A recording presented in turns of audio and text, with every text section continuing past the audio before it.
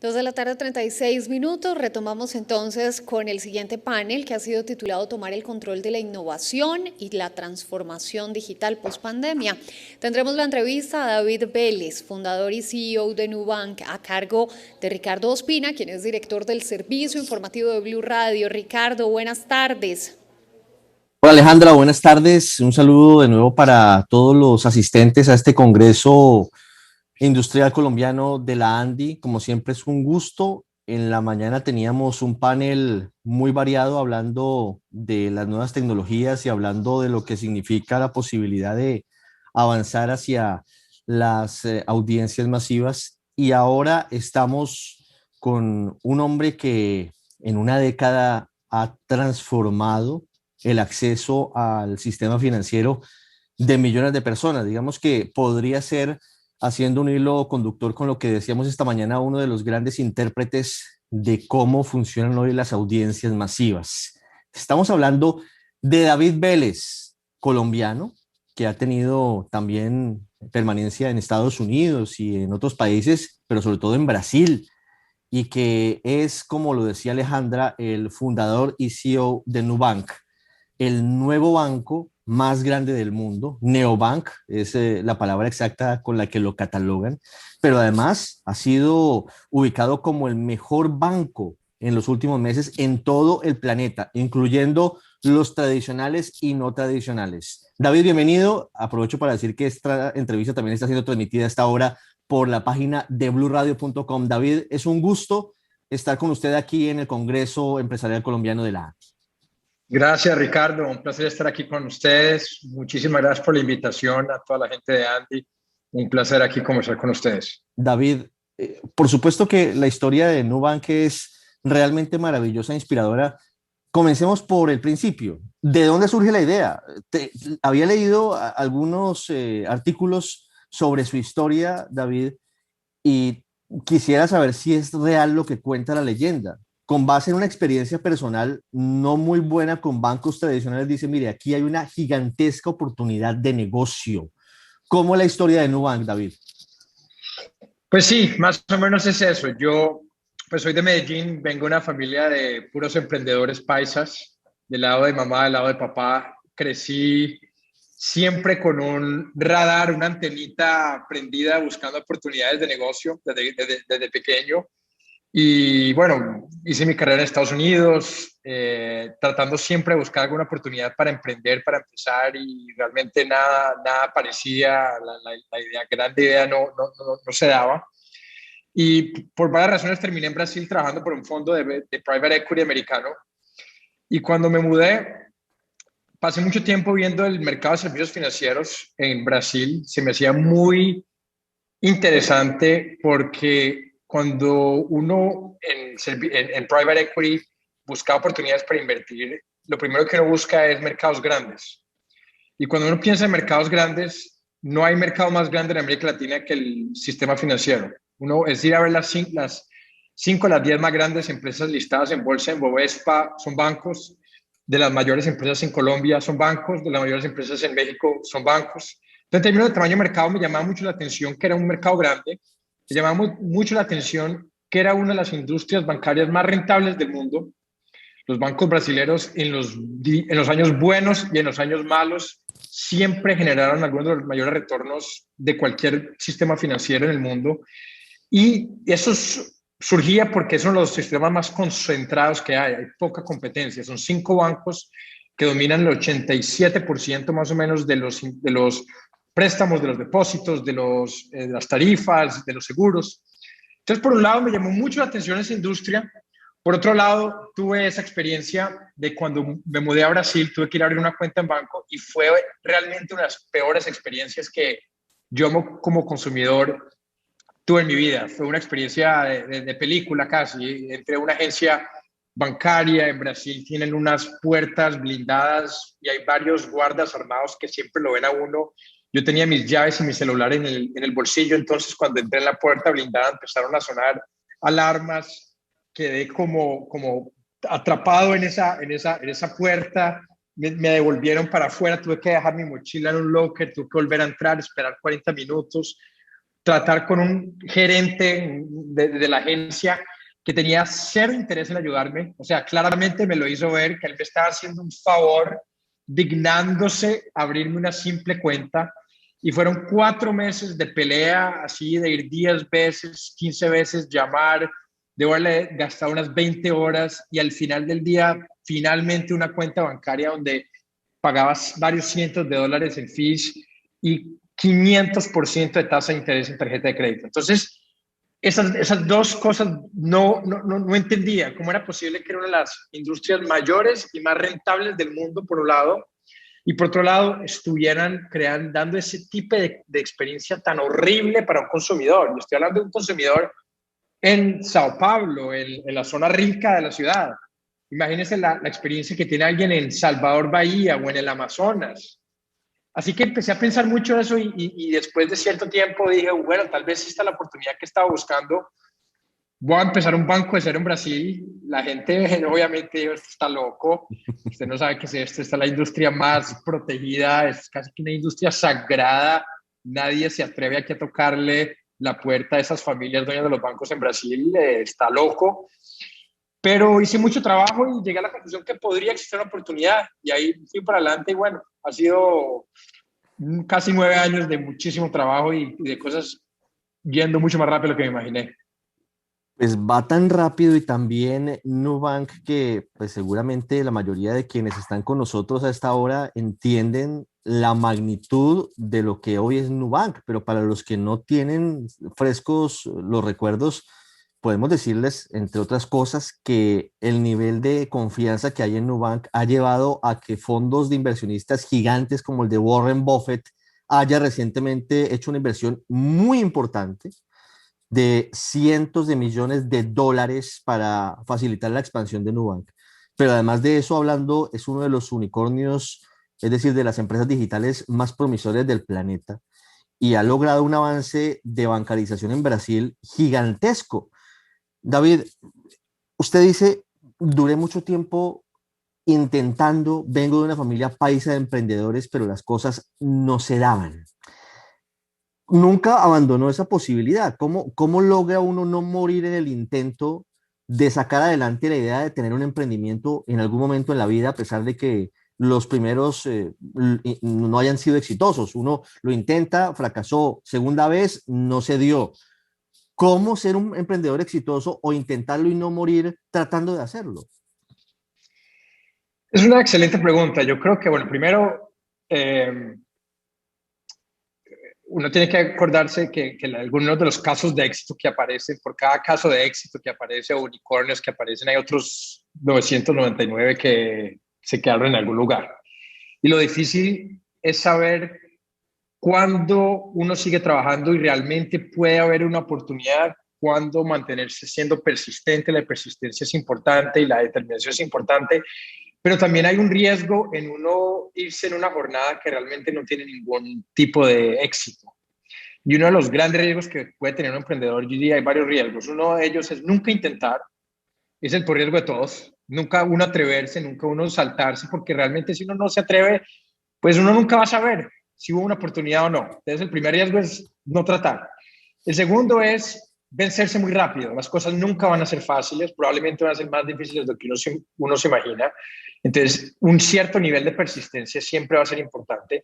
Pero el tercer riesgo también es pasar uno de cierto tiempo y ser uno demasiado testarudo cuando las cosas no se van a dar. Entonces, yo creo que no hay una fórmula mágica. Siempre es una combinación de uno escuchar mucho a gente que sabe lo que está diciendo y tener las antenas abiertas y escuchar y hacer muchas preguntas a gente que tiene algo de experiencia o tiene mucha experiencia, pero no escucharlas demasiado. Y tratar casi que siempre a volver a lo que nosotros llamamos de first principles, tratar de razonar basado en los first principles de cualquier problema. En nuestro caso, todos nos decían, y todos me decían, David, usted es colombiano, usted no es brasileño, usted no sabe lo que significa ir a competir contra Itaú, Unibanco o Bradesco, son las mayores empresas de Brasil. Y yo preguntaba, ¿pero por qué? Porque las marcas son muy poderosas. ¿Por qué? Porque la gente las conoce muy bien. Y yo decía, pero ¿por qué la gente los consumidores no habrían de darle una oportunidad a nuevas alternativas que se centren en la experiencia del consumidor, que no cobren ningún tipo de fee, que los traten bien, que los traten como seres humanos. ¿Por qué consumidores no habrían de darle la oportunidad a nuevas instituciones que van a tratarlos de una forma diferente a la forma como los estaban tratando? Y ahí no había respuesta. Entonces hay muchas veces al final la apuesta de Nubank era que los consumidores iban a querer ser tratados bien.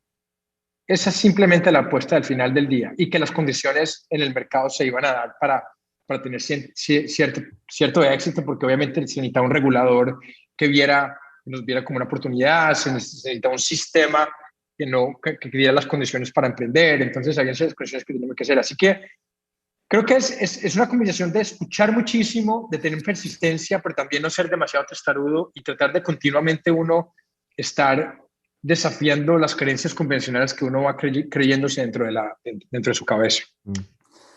David, ¿cuánto tiempo pasó del "usted está loco", un colombiano en Sao Paulo peleando con el gerente del banco en un segundo piso y que no le quiere ayudar, burócrata como el que más, a abrirse paso entre los bancos? Obviamente no con el mismo modelo, no es con el modelo del banco del vidrio de seguridad de 5 centímetros de espesor, ni los guardias armados hasta los dientes en la puerta, porque es un concepto completamente distinto.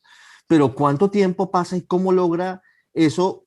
Usted está loco, lograr pasarlo a un modelo de éxito. Yo creo que hoy tiene más de 40 millones de usuarios, pueden ser muchos más en Brasil, porque la cifra crece todos los días, sin contar México, sin contar Colombia, sin contar otros mercados. ¿Cómo lo logra y a quién suma el equipo? Porque entre otras, aquí empieza a meterse la tecnología. Esto no es con el modelo antiguo, sino aquí hay que meterle tecnología al tema. Sí, lo que te mencionaste, un punto importante que es las ideas tienen un cierto momento una cierta evolución en la tecnología, y nosotros, cuando todo esto empezó, fue 2012, finales de 2012, 2013, que era justamente el punto de inflexión en términos de penetración de smartphone, de penetración de internet, de los brasileros ya utilizando muchas medias sociales, WhatsApp. Entonces, ese punto, el momento de empezar Nubank fue justamente el momento adecuado de utilizar y aprovechar toda la tecnología que estaba existiendo para crear una institución que fuera 100% digital, que fue justamente nuestro modelo. Si hubiéramos identificado esta oportunidad 3, 4 años antes, y tendríamos que haber creado un banco con agencias físicas, lo que hubiera sido completamente inviable. Así que nosotros empezamos con eso, y realmente fue mucho más rápido de lo que nos imaginamos. Encontré mis cofundadores en abril de 2013, empezamos a trabajar duro entre abril 2013 y abril 2014, un año más o menos para lanzar la primera tarjeta. Y ahí nuestra meta era 1 millón de clientes en 5 años, y hicimos 1 millón de clientes en 2 años. Todas las proyecciones que hemos hecho en cada una de nuestras rodadas de inversión han sido superadas por las próximas. El crecimiento ha sido mucho más rápido de lo que todos imaginábamos, y la razón por la que eso pasó es porque el consumidor estaba más listo de lo que imaginamos a tratar nuevas alternativas. Había una frustración y un dolor en ese mercado más grande de lo que nosotros nos imaginábamos, lo que nos ayudó a crecer muy rápidamente. ¿Cómo se logra combinar en el mundo digital de los medios de comunicación, David? Podríamos decir el online con el offline. Y lo traigo a colación por lo siguiente, porque ahí están inevitablemente viviéndose dos mundos. El mundo como lo conocimos como lo conocemos, pero que se transforma todo el tiempo, el mundo en los medios de comunicación. Le hablo de la televisión tradicional, televisión abierta, en la radio le hablo del radio del carro, en la prensa le hablo del periódico escrito. Pero en el mundo de los bancos hablamos de la sucursal física, hablamos del gerente en el segundo piso esperando para decirle: yo no le puedo ayudar porque le estoy haciendo un favor. ¿Cómo combina usted ese online, ese offline con el online? Porque ahí es donde está tal vez el clic y el éxito de una fintech como Nubank. ¿Cómo logra usted obviamente tiene que haber algo físico, mínimo, pero físico, de contacto con la persona. Leía experiencias de usuarios que dicen, es una maravilla porque yo no tengo que ir a ningún banco físicamente, pero me llega muy puntualmente mi tarjeta a la puerta de mi casa y tengo acceso al crédito muy rápidamente y todo es muy ágil a diferencia de lo que eran los antiguos bancos. Tal vez un reto gigante hoy para todas las empresas es cómo combinar el offline, la tradición, con el online, que es lo que estamos viviendo ahora y puede agilizar la vida de todos. Yo creo que esa diferenciación tiene sus días contados. Realmente todo va para online y es 100% online.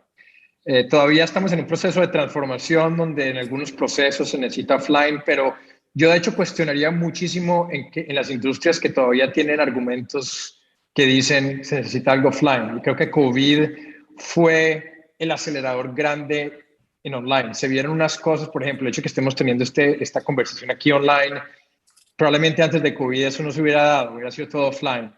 La forma como la mayor parte de las empresas están trabajando hoy, nosotros somos 5.000 empleados en 35 países hoy, todo el mundo trabajando desde su casa. Es un banco no solamente sin agencias, un banco sin sucursal, sin headquarters. Hoy estamos todos. Entonces, en nuestro caso, el offline no se necesita para nada. Tal vez identificaste tú el único punto offline, que es una tarjeta física. Esa tarjeta física ya no debería existir. Es cuestión de tiempo, tal vez 12, 24, 36 meses con que la tarjeta física desaparece. El pago realmente todo debería ser el celular. Y lo mismo aparece en cualquier otra industria. En retail, cada vez más el e-commerce viene creciendo muchísimo, a pesar de que todavía es un porcentaje pequeño de todo el retail en cualquier país. En media, ya uno se acuerda uno, por ejemplo, de las tiendas donde uno iba a alquilar VHS o DVDs. Eso ya no existe, es todo Netflix. Entonces es cuestión de tiempo para que sea 100% online. En algunos modelos existirá algún tipo de offline porque se necesita o ayuda a la experiencia del usuario o son segmentos que prefieren el offline, pero la venta en sí va a ser 100% online. Así que lo que yo diría es, todo el mundo tiene que prepararse para ir 100% online. David, ¿cuáles son los planes de expansión de Nubank? Esto es un poco hablando de lo que significa un modelo novedoso. En México está siendo un éxito, no tiene el mismo nivel de penetración de Brasil aún porque el mercado base es Brasil, pero en México ha sido muy bien recibido y en Colombia ya hay una avanzada, creo haber leído que de por lo menos 200.000 o un poco más de tarjetavientes a través de una franquicia que dice, nosotros queremos que Nubank ya esté en Colombia. ¿Cuáles son los planes de expansión de Nubank? Porque, por supuesto, hoy es, digamos que esa joya de la corona a la que todo el mundo quiere apostarle, a la que todo el mundo quiere invertirle recursos para seguir expandiéndose. Por el momento, yo diría por los próximos años, estamos 100% enfocados en esos tres países, Brasil, México y Colombia. Estamos muy contentos con el crecimiento en los tres países. Colombia viene un poco atrás de México y Brasil, pero hemos visto una acogida impresionante en Colombia. Fíjense, cuando lanzamos en Brasil, a los primeros 30 días tuvimos 5.000 personas en nuestra lista de espera. Cuando lanzamos en México, en los primeros 30 días teníamos 50.000 personas y en Colombia en los primeros 30 días tuvimos 200.000 personas en la lista de espera. Así que, y a pesar de Colombia ser un mercado menor, o sea que estamos muy impresionados con lo que hemos visto en Colombia. Estamos ya despegando el lanzamiento y creciendo bastante bien.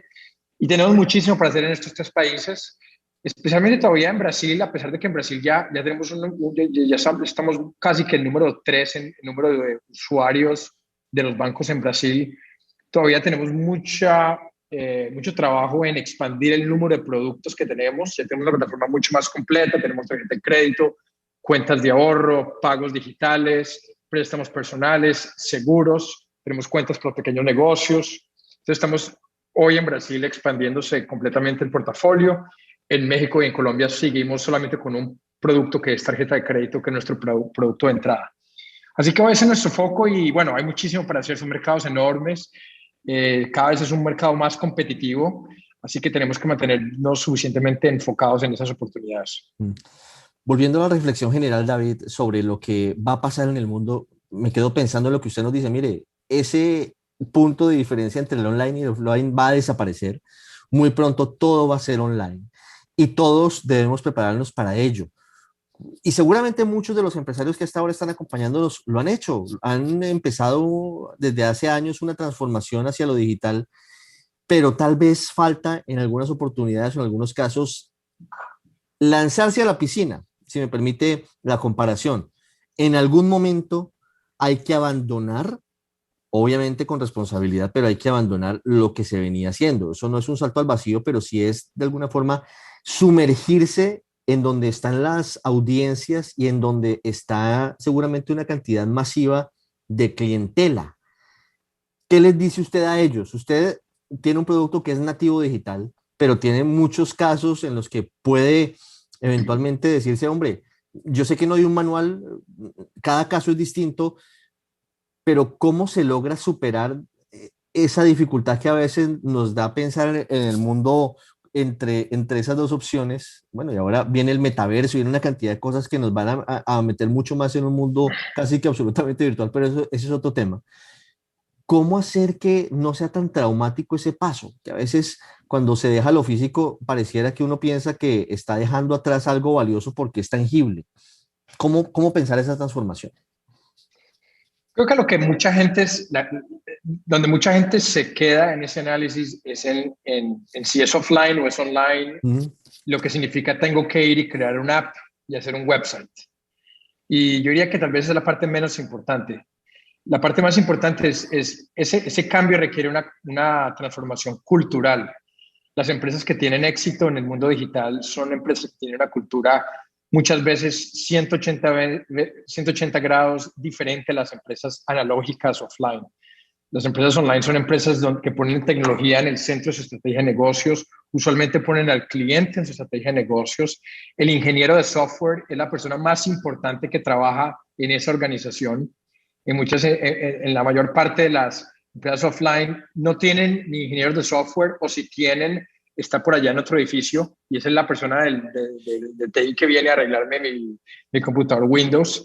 Mientras que en empresas digitales es lo más importante. No hay nada más importante que tener los mejores programadores, lo que significa que no hay nada más importante que tener un ambiente y una cultura organizacional que permita a ese desarrollador de software crear su mejor trabajo, lo que tiene varias consecuencias desde tener organizaciones que son mucho más horizontales, mucho menos jerárquicas, gente tiene una capacidad de actuación mayor, no hay esa diferenciación tradicional de empresas tradicionales donde está el jefe por un lado y los empleados en otro edificio, sino que son organizaciones más democráticas, más horizontales. Y ese es el tipo de características que permiten reclutar el desarrollador que al final del día va a construir ese producto digital, que va a ser el mejor producto digital y va a permitir ganar un consumidor digital. O sea que tal vez mi mayor mensaje es crear el website o el app es lo más fácil, pero es lo menos importante. Es casi como si Blockbuster fuese creado un website para competir contra Netflix. Es lo de menos. O Walmart o Macy's creando un website para competir contra Amazon. Es casi que lo de menos. Lo más difícil realmente es ese cambio organizacional que usualmente es muy, muy, muy difícil para las organizaciones, especialmente si son organizaciones que tuvieron mucho éxito. Entre más éxito las organizaciones tuvieron en el mundo offline, más difícil va a ser cambiar para el mundo online. Porque ese éxito, de alguna forma, la gente que lleva 2, 3 décadas haciendo las cosas de cierta forma van a decir, pero hemos hecho esto de esta forma por 3 décadas, ahora tenemos que cambiar. ¿Por qué? Entonces, el éxito de las empresas generalmente termina siendo el mayor desafío para alguien convencer a la organización a cambiar la forma como trabajan. Y eso es lo que creo, esos son los mayores obstáculos, principalmente para las empresas líderes de cada sector. Pues, David, ¿cómo sentarse a pensar el modelo de negocio del futuro de acuerdo a cada empresa? Por supuesto que cada quien tiene la forma de hacerlo de manera separada, algunos lo harán con su junta directiva, todo pasará por allí, desde luego, pero ¿cuál es la importancia de los momentos de reflexión? Pareciera un lugar común, pero hoy, más que nunca, pareciera que esa posibilidad de sentarse a pensar, de ser estratégico más que táctico, de no detenerse tanto en la configuración logística, sino en el futuro y en las ideas, permiten a una empresa poder obtener productos innovadores. Leía, por ejemplo, en su caso, que la posibilidad de sentarse a pensar es más importante que cualquier otra. Y pareciera una verdad de perogrullo, como dirían en el Cono Sur, pero a veces no lo hacemos, a veces se sobrecarga tanto de trabajo al equipo o incluso al CEO o incluso a quienes están debajo del CEO que no hay tiempo de pensar. Se queda en simplemente implementar el negocio actual y no hay posibilidades de mirar otras salidas. Eso, como le digo, pareciera de perogrullo, pero a veces no se logra. Sí, no, de acuerdo. Creo que es fácil levantarse y ver la agenda o el calendario de uno un lunes por la mañana y verlo completamente lleno de reuniones, especialmente ahora en COVID con Zooms, ver 8, 9, 10 Zooms uno detrás de otro completamente durante 5 días. Y la verdad es que si uno va en ese tipo de horario, es difícil uno poder parar y repensar los temas más importantes, especialmente si uno son sido los temas más importantes, son los temas más complejos, donde uno tiene que necesita tiempo y espacio para poder pensarlos. Entonces, en nuestro caso, mucho lo que hablamos a nuestros managers y nuestras organizaciones, bloquea bastante espacio para poder pensar. Y trabajar ciertos principios. Uno de los principios que a nosotros nos gusta mucho, que lo sacamos de Amazon, de eso lo habla muy bien, es que no sabemos cómo va a ser el futuro, uno no sabe cómo van a ser las cosas de aquí a 10, 20 años, pero lo que sí se sabe es que el consumidor siempre va a querer las cosas más rápido, más baratos y mejores. Entonces, trabajar con ese principio de trabajar consistentemente para crear mejores experiencias para el consumidor, independientemente del escenario en que uno trabaje y de lo que pueda pasar en el futuro, es algo que probablemente se mantendrá. Mm. David, para finalizar, porque ya estamos viendo que se están conectando los asistentes al siguiente panel en el Congreso Empresarial Colombiano de la ANDI, sobre todo a quienes hoy están pensando en avanzar hacia un emprendimiento y tienen la que consideran que puede ser una gran idea, pero a veces no es tan fácil conseguir el músculo financiero para empezar. Eso coloquialmente se le llama el plante. Uno necesita un dinero inicial para comenzar un negocio, cualquiera que sea, un emprendimiento, o desde el más pequeño hasta el que termina siendo Nubank, que es un monstruo realmente impresionante. ¿Qué les diría a esos emprendedores, a esa gente que hoy dice, mire, yo quiero, me interesa, yo me siento creador, pero a veces siento que todas las puertas, incluso las financieras, se cierran? ¿Cómo avanzar hacia algo? Ya usted nos ha dado aquí un decálogo, lo tengo anotado perfectamente y creo que todos lo tenemos, pero muchos me están escribiendo y me dicen, mire, a veces no es fácil conseguir la financiación. Yo puedo tener un dinero, pero a veces no es fácil obtener esa financiación. ¿Cómo hacer que el mercado se enamore de un emprendimiento que se propone y que se ofrece? Lo primero que diría es que hay que validar la idea, hay que empezar por validar la idea. Hay muchas ideas muy malas. Muchas veces uno piensa que uno tiene buena idea y es una mala idea. Entonces, no todas las ideas son buenas, hay que tratar de validarlas suficientemente, hay que tratar de exponer esa idea en frente de de la mayor cantidad de gente posible y que critiquen esa idea y escuchar detenidamente cuáles son las críticas, porque algunas veces críticas tienen sentido, algunas otras críticas no tienen ningún sentido. Entonces, diría el primero es validar si la idea tiene sentido, no todas las ideas son buenas. Si uno después de un proceso de validación y después de que su idea fue criticada y golpeada por todos lados y uno escuchó abiertamente, todavía tiene la sensación o la convicción de que puede haber una oportunidad, después hay que saber exponer esa idea y empaquetar esa idea. Lo bueno es que hoy existe en Internet muchísima información de cómo construir una presentación, cómo exponer la idea. Está lleno de Internet desde los diferentes puntos de cómo validar y cómo exponer y vender la idea bien. Y una vez hecho, es ir tocar un montón de puestas. Lo bueno es que hoy estamos en un ambiente en Latinoamérica y en Colombia donde sobra capital. La cantidad de fondos de venture, de seed, son impresionantes. Cada semana hay uno nuevo. Esto no era así hace 5 o 10 años en América Latina y menos en Colombia. Eso está cambiando muy rápidamente. Entonces, el capital hoy existe. Lo que pasa es que hay que saber encontrarlo, hay que saber empaquetarlo, hay que saber venderlo y hay que saber validarlo. Y no es simplemente llegar y decir, voy a hacer esto, porque la gente también pues no tiene capacidad de entender y de digerir todo ese número de ideas. Así que hay que trabajar la idea, pero existe el capital. Existe el capital, lo dice David Vélez, CEO de Nubank, que tiene hoy 35.000 colaboradores, ¿verdad? 35.000 Sí, personas. 5.000. 5.000 personas, que es una cantidad impresionante, pero con 5.000 personas logra obtener los resultados que hemos contado. Es el tercer banco más grande de Brasil ya, camino a convertirse en el más importante y con las grandes posibilidades de expansión hacia México y también hacia Colombia, en donde muy pronto habrá noticias importantes y también incluso en los Estados Unidos. Estará seguramente haciéndose un anuncio muy próximamente.